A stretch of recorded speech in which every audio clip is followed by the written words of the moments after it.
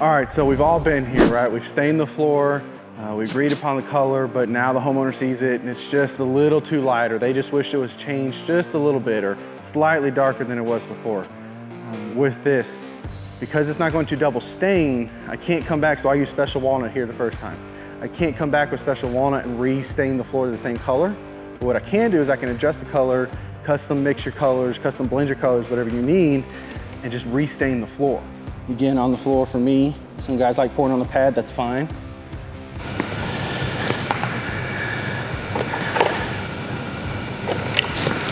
All right, I'm just gonna re-stain the floor.